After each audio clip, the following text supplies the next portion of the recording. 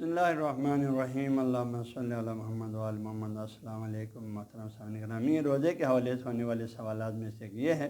پوچھتے ہیں رمضان کا قضا روزہ رکھنے میں تاخیر کرے اور اگلا سال پہنچے تو کیا کوئی کفارہ ہے؟ تو جواب یہ ہے محترم جی ہاں، اگر اس شخص نے عمدن روزہ رکھنے کی قدرت رہنے کے باوجود رمضان کا قضا رکھنے میں تاخیر کیا اور اسے آئندہ سال جو ہے تو پھر اس کو کیا ہوگا، اس کا آئندہ سال جو ہے روزے کا پچھلے سال کے روزے کا قضا رکھنا بھی واجب ہے ایسے شخص کے لیے، اور ایک مد کھانا ہر دن کے بدلے میں دینا بھی مستحب ہے۔